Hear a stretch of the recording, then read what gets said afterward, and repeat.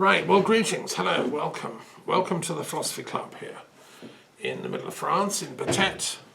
It's Sunday evening, which happens to coincide this year with Easter Sunday. So, historic day. And I think it's important to keep the flag of philosophy flying on Easter Sunday. It's a day of hope, resurrection, life, the life force, however you want to interpret it. It's the time in the Christian calendar when the supernatural and the natural kingdoms interfuse and the divine mercy pulls off an event in history that scholars are still puzzling over, what actually happened. That something happened, I think, is beyond doubt. The Gospels are a record for that, and the fact of Christianity itself is a testimony to something extraordinary happened. There were many wandering teachers in Jesus' day in Galilee and elsewhere in the Holy Land, most of whose names we've forgotten. Something strange happened to this one at his horrendous crucifixion and death and then resurrection. So I think logic tells us. I'm a great fan of William of Ockham, the Franciscan philosopher, who said, when you're thinking through possible explanations for stuff, you should go for the least complex. Then that normally will be the true one. So, anyway, I've been grappling with all this, and I'll start this little sharing, this philosophy club. It'll be slightly different because all my colleagues are not here because it's the holidays. So I can hold forth a bit differently. I want to start by just thanking Kafa Kafila, who left yesterday and who was here last week from originally Indonesia. Kafa is a delightful person, training as a nurse in Germany, gone back to Saarbrücken, but very, very helpful. We worked together this last week, and 2 weeks actually, doing the next edition of my Dictionary of New Words, which is an epic new coinages of words that I've made up. And yes, Bishi, do you want to join in? Come on then. So thank you to Kafa for that. We did lots of letters and minutes, and but there's also a strong spiritual current to what goes on here in the Musée des Muses. So we do daily prayers here. Kafa's a Muslim and had just in fact been to Mecca and Medina and showed me on her photo. She'd just been on a pilgrimage with her family, and it was lovely to see photographs of Mecca and Medina. I've not been there. I'd love to go one day, and it looked fascinating. So we shared a lot of things. We also did some work about the Mary Magdalene Studies Association conference that I'm planning. I do every year on the 22nd of July. So that will take place again. Mostly online, but people can come in person here. So, we've worked out who will be invited this year, which scholars are going to come and hopefully present. Among the new words, I just want to share a couple that we were working on that may be of interest, I hope. These are new philosophical concepts, and I'm coining new words. And I discovered this when I realised that philosophers like to coin new words to describe new thoughts, new things that haven't been thought of yet. And Jeremy Bentham, for instance, coined the word international. Incredible that there wasn't a word for that, but he kind of invented that. And now we can't do without it. International law, international relations, international philosophy, etc. So I've coined a few, and it's really a tool book for people that want to think differently outside the box. Because, and I've noticed that the dark forces, people that want to keep us ignorant and fighting and stuck in the treadwheel of antipathy and so on, they also coin words. They've weaponized this term woke to mean something the opposite of what it means. It actually, to be awake means to be enlightened. It was a term in the black community in the States for people that had seen through the corrupt racist system that they'd been labouring under and campaigning for human rights and so on. That was what it means to be woke. Well, of course, the white racists behind the MAGA movement then upended that and made it a term of abuse. And it's all over the internet, I hate woke people, etc., etc. So if that's what the dark forces are doing, then the forces of light need to also coin new words. And that's what I've been busy doing.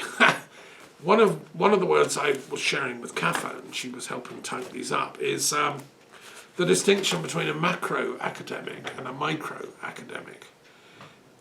A micro academic is someone that's just studied the one small field of knowledge and has become a specialist. The PhD program itself, developed in the late 19th century in Germany and then brought to Britain and elsewhere in the late 19th century, early 20th century, requires you to focus down on very, very specific areas of knowledge, and there's nothing wrong with that. But if that's all you do, then I think we have a problem. I mean, like a doctor that only treats one disease, that would be a catastrophe because that doctor would not be very good. I mean, they may be a specialist, and yes, you can go to them to talk about X, but as a general practitioner, they're not going to pass muster. So I'm interested in let's name this distinction between different types of academics. Some thinkers are micro academics. They only look at their own knowledge field. They will only ever countenance giving a talk or discussion on their own narrow little field of interest. And I've met those types in history. I mean, as a historian, when I trained at the University of London, some of my teachers were micro-academics. They are brilliant at a particular time. And normally it's a very limited 5-year period in European or world history. Normally even just one country or one part of one country. So that's the micro-academic, and I'm not saying what they do isn't important. What I'm saying is that they need to also be aware of the bigger context and the picture of their work. And if that's all academia is for, this micro-academic stuff, then we have a problem. Because it's precisely because of micro-academic thinking that economics is up the creek. It's why law is up the creek. It's why nobody dares stand up against corruption and evil when it's so obvious and staring you in the face. Because, oh, yeah, no, that's not my remit, I don't know about that. That's outside my pay grade, is the current phrase. So I've coined this word a macro-academic, which is someone who is a specialist. They've done several specialisms, actually, and they normally have several qualifications in different fields of knowledge. But then they join them all up, and they go and self-educate in other neighbouring fields, and they work. They're interested in the bigger picture, so they're interested in the joined upness of knowing. And to me, as a macro-academic myself, it's very important that we understand how philosophy, how religious studies, how theology, how Buddhism, how Islam, how Judaism, how atheism, how skepticism, classical tradition of philosophy, and languages, and literature, and history all interconnect. You know, God gives us knowledge as a one unit, one thing. It's a package deal. The idea behind the God concept is the unity behind everything, the divine unity, the divine intelligence, as I call it. And that is at play in all the fields of knowledge. So if you think about my periodic table of the world's religious and philosophical traditions, that's a macro-academic looking at how all these different fields of knowledge overlap and interconnect. And I want to, I'd like to see that as a sort of animated thing. I'd like to see it in a vortex dome, like Ed Lance's thing, where you can watch like a performance of all these lineages and traditions of thought over the millennia. Because that is our human history, that's who we are. And we all have the right to know this. So another phrase is Leonardo's tears. Is another phrase that I've been working on with Kafa, which some of you may know if you've studied my work at all. I live close to Amboise in France, where Leonardo da Vinci died when he was here with his king, Francis I of France, who'd invited him, a great Renaissance monarch. And Leonardo died, and when he was dying, Leonardo was crying, and the king noticed. He said, "Leonardo, why are you crying? Why are there tears coming down your face?" And Leonardo said, "Oh dear king, I feel like I've not accomplished anything. I've left so much half done, half complete, unfinished. I'm dying because of all the things I've left undone." And the king smiled at him and, reassured him and said, "Oh, Leonardo, if that's why you're crying, you can dry your tears, because it's obvious that God has ordained it, that you had to leave some things for other people to finish off." It's a historic conversation that happened and was witnessed and written down. I've been to the bedroom where it happened. It's in the Musée in Amboise. And there was a famous French artist did a painting of this in the 19th century. It's a classic moment in history. And that feeling of not being able to complete everything one would like, that's what I call the Leonardo tears moment. And we all have that. We wake up at night, can't sleep because there's this we didn't do and that we didn't do and this we haven't had time for and so on. So I'm thinking about Jesus being arrested on this Easter period in the Garden of Gethsemane. And he apparently was having some Leonardo tears moments, because he was, can you imagine, he had such visions, dreams, hopes for humanity. And suddenly the mob have come for him with cudgels and swords, and he knows that his brief teaching career is over. He can't do it anymore.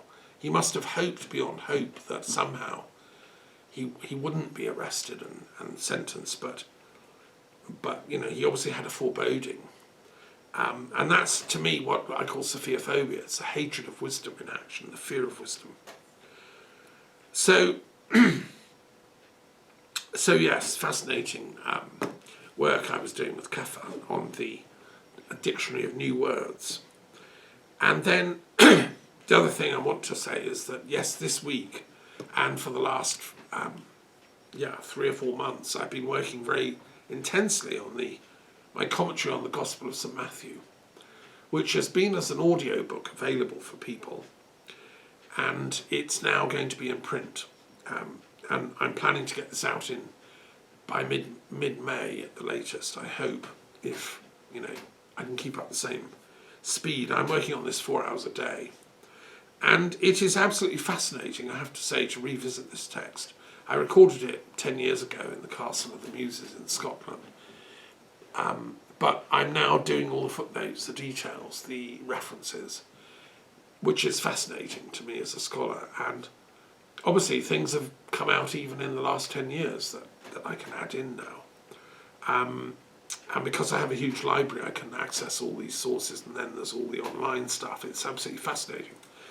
And so Matthew's Gospel is very interesting, I think, and tells many, fascinating encounters and stories. I've gone into them all in detail in the text, using the Greek and Latin and Hebrew and Aramaic, and going over them in real, scholarly precision. And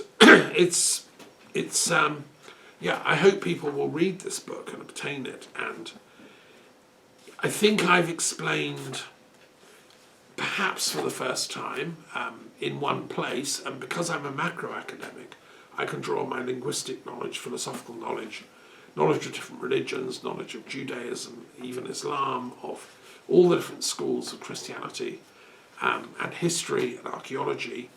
I met Rami Arav, the chief archaeologist of Galilee.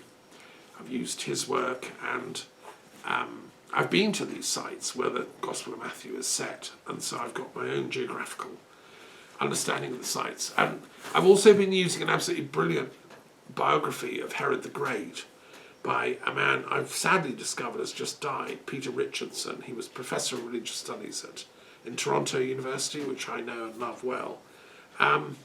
He wrote a superb, very detailed biography of Herod, who obviously has a bad press in Matthew and so on. But what I learned from Peter's book is that Herod the Great didn't start out thoroughly evil. He started out as a realist in terms of the power structures of his day. He knew Mark Antony as a friend. He was his protege in some ways. And he met Augustus, who defeated Mark Antony, of course, at the Battle of Actium. And he switched his allegiance because he wanted to stay king in Judea. And he was appointed king with the Senate's approval in Rome. His sons were educated in Rome. He was fluent in Latin, probably Greek and Hebrew and Aramaic, and Idumean, which was his own background. He was from, we call it the Edomite culture, which was a Semitic culture very much like Hebrew, but different to. And the Idumeans believe they're descended from Esau, who was the brother of Jacob. So they're not Israelites descended from Jacob, like the 12 tribes of Israel. They're descended from his brother, Esau, who was cheated out of his birthright by Jacob's sleight of hand. And so far as we know, that's true. I mean, there's no way of proving this stuff, but the Edomites or Idumeans were very ancient, proud people, and Herod was proud to come from them. He also had a very wide field of reference. He married people from the surrounding areas. One of his wives was from Samaria. He rebuilt the capital city of Samaria, and he called it Sebaste, named after the Greek word for Augustus. And he was a tremendous builder. Obviously, he rebuilt the great temple in Jerusalem, Herod's temple, which was the one that Jesus knew and walked around and taught in. And anyway, this biography by Peter makes out that Herod was someone really who wanted the fusion of cultures. He wanted the Hellenistic world, for all its flaws. He thought it brought some advances to humanity. He believed in philosophy, he believed in reason, he understood the importance of all that. But he was also a pious believer in Judaism, because not all the Idumeans became followers of Judaism, but he did. So in his palaces he didn't have portrayals of the human figure, and he was quite pious in his allegiance to the official religion of Judaism, which is why he wanted to build the temple. He also built Caesarea Maritima, the great seaport, which I've been to. It's an amazing place to go. Caesarea, it's called now in modern Israel, which had theatres and, places of culture and all the rest of it, gymnasia. He also gave donations. He was a very generous man to Athens. There's a statue that he dedicated in Athens near the Acropolis that has been found by archaeologists. Also on Delos, sacred to Apollo. He rebuilt a temple to Apollo elsewhere in the classical world. So he was a man who was steeped in the classical culture of Greece and Rome, and also in the biblical culture of Judea. And he didn't see these as necessarily at war with each other. He felt that one could harmonise and reconcile them. Now, he also knew Egyptian culture. He went to Alexandria several times. And there's a wonderful story that appears to be true that Peter gives, that actually Cleopatra the great, Queen of Egypt, at one point fancied Herod and even tried to seduce him. She wanted him as her lover. He actually turned her down, which is quite something if you think about it, because Julius Caesar didn't turn her down, nor did Mark Antony, but Herod did, which is quite something. So there's a lot of very interesting background to the whole Jesus story. I don't think you can understand the Jesus story until you've understood the life and the hopes of Herod the Great. Now, what went wrong was towards the end of his life, and it was to do with his personal bedroom politics. He suspected a wife, Mariamne, that was related to the Hasmonean high kings, high priests, the royal aristocracy of Judea at the time. And he, tragically had her killed for suspecting her of dabbling in politics. And I don't think he was ever the same ever since. He became a broken man. He suspected everybody. And I suspect that what Matthew reports of the attempted massacre, well, the massacre of the innocents in Bethlehem when Jesus was born probably did happen. There are some scholars say, no, we don't know. It's, But I think it fits with Herod's deterioration as a personality. And it's it is a tragic story.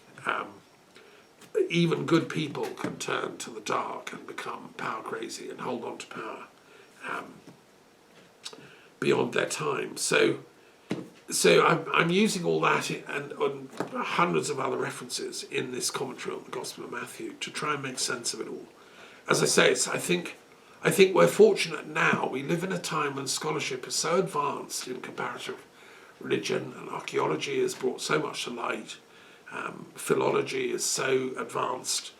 I brought in a lot of the textures of the different dialects and regions, speaking West Semitic dialects. Hebrew was just one West Semitic language, so was Aramaic, so was Idumean, so was Phoenician, etc. And because I'm a linguist, I've woven in a lot of that detail. Jesus himself spoke Aramaic, but I'm sure was fluent in Greek, had some Latin probably, maybe even some Egyptian if he spent time studying there.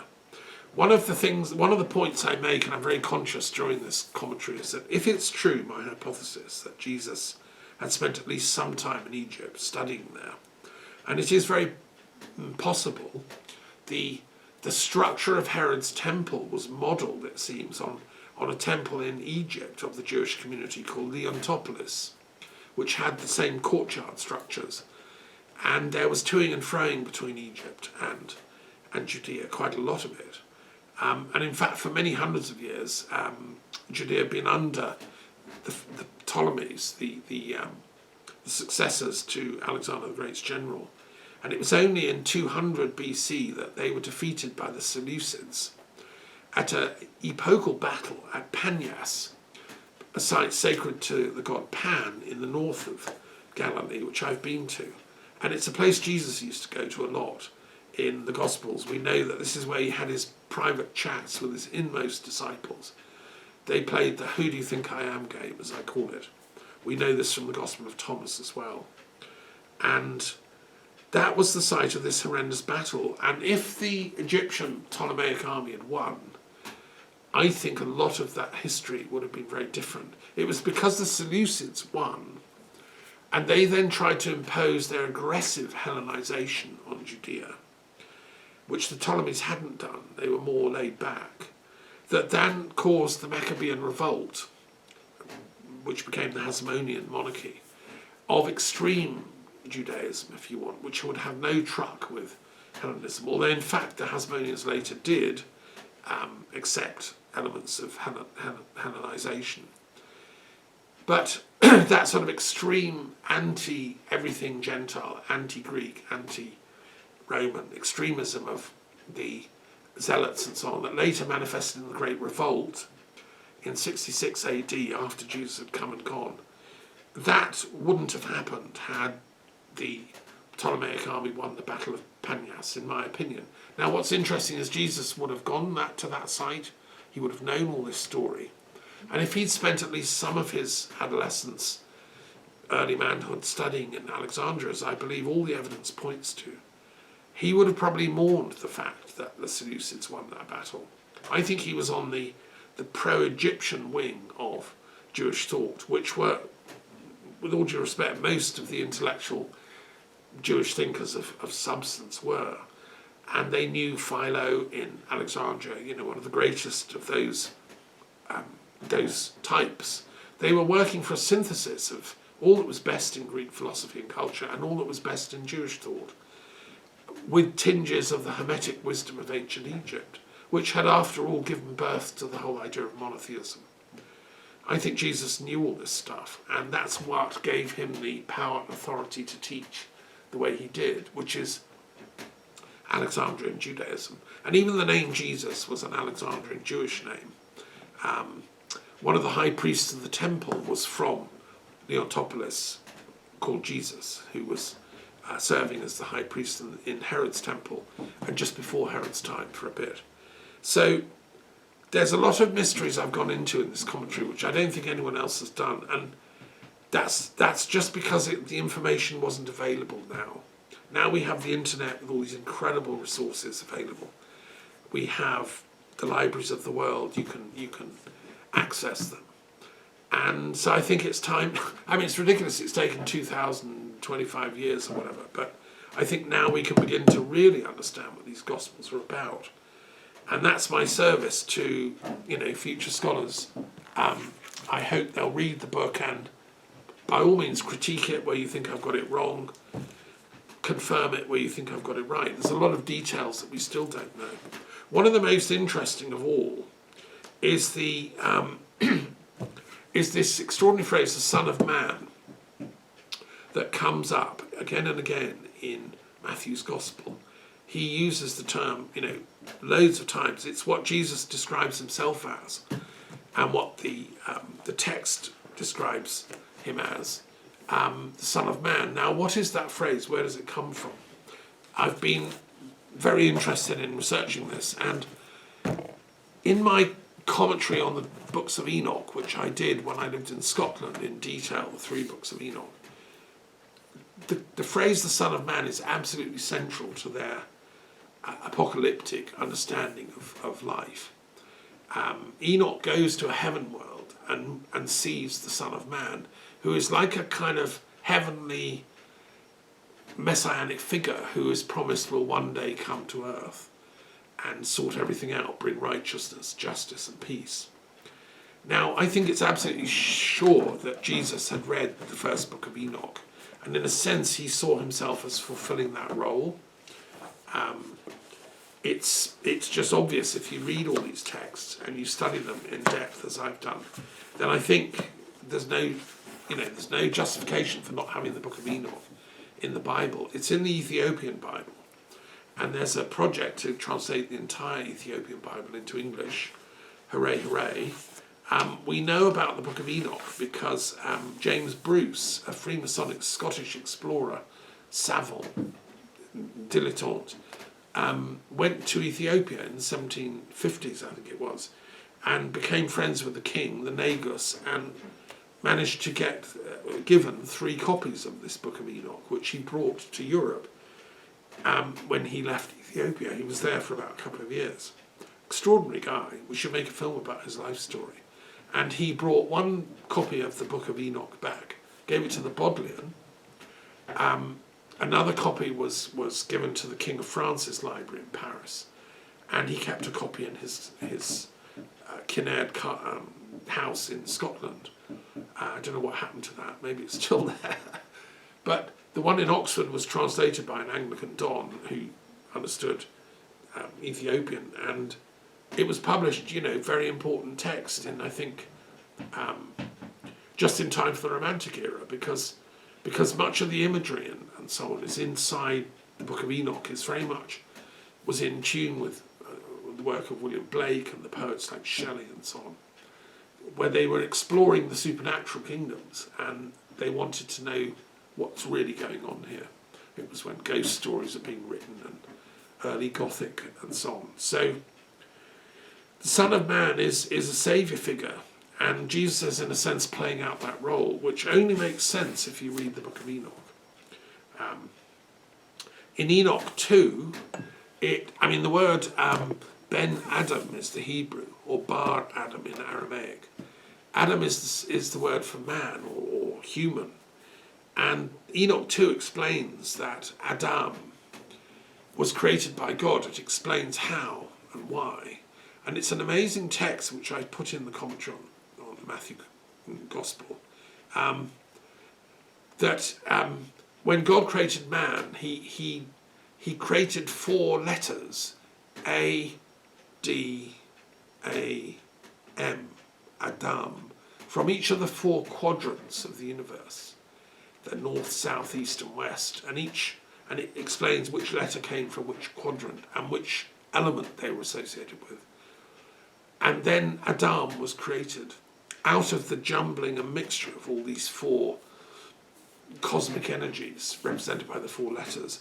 Now this is this is very interesting for two reasons. One is it's very like Druidical cosmology and American Indian cosmology, which use the medicine wheel to represent the four directions. And we believe that in praying to the four directions in sequence, we're invoking the energies of the east, the air, the north, the earth, the south, the fire, and the west, the water.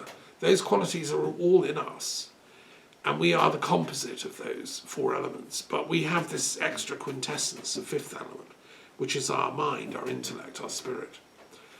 And it's central to Druid and also American Indian faith, this cosmology, or sacred cosmology.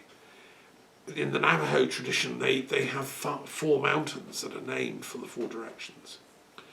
But in the Book of Enoch, you have exactly the same thing, explaining why Adam was created. And this serves to me to be a wake-up call to us as macro-academics. As Adam, we're supposed to be have suzerainty or consciousness of all four directions, of all four elements. It's in our name. And so to be the son of Adam is a huge responsibility, actually. It's not a small thing. It means because we were created by God to be, to have mastery or suzerainty over these four elements, and to then use that position responsibly. So I've given that in the commentary on Matthew, and I believe what I'm trying to do in this commentary is penetrate the thought world of Christ himself. What did he think? What was his mental process going on? Which the gospel it gives us clues, but what I'm trying to do is get behind and see the details, and that's what transpersonal history is all about. It's combining transpersonal psychology with history. So it's been busy, and I've been enjoying the work, really. Other things, I've also had a meeting for the International Delphic Academy. I'm the coordinator for that. We have plans for this coming year. I want to launch a journal on the Delphic Academy, so if anyone wants to get in touch over that would be great. We want to see universities around the world apply for and receive accreditation as Delphic chartered universities, meaning that they kept a macro-academic perspective. They're not just churning out micro-academics who think in little sound bites, but no, they have people that have a mastery of the classics, a mastery of philosophy, mastery of the sciences, mastery of the humanities and social sciences and literature, and they encourage interdisciplinarity and the bigger picture, which is what the Delphic Games were all about. And that's what Delphi stood for. Know thyself. Well, know thyself means to know the whole of Adam. It means to know the four directions and the full totality of possible knowledge. So, so that's important work. I've also been involved with the my family. Obviously, it's Easter, so I've spoken to my daughters. One of my daughters has just got back from Bhutan. She was telling me about how Bhutan is such a wonderful place in the Himalayas, visiting the temples and so on. It's a Buddhist culture, and it sounds to have been wonderful. And she's going to be back teaching at Winchester College in the new term, so hopefully revived and ready to go. And my other daughters are in Sussex. So, yes, I've also been involved with the Druid community as usual, and as the Peace Druid of Europe, I have responsibilities to try and make sure that we Druids live up to our responsibilities as peace bringers. Involved with projects in Ireland for that, and in Wiltshire, English Heritage, Wiltshire County Council playing silly games,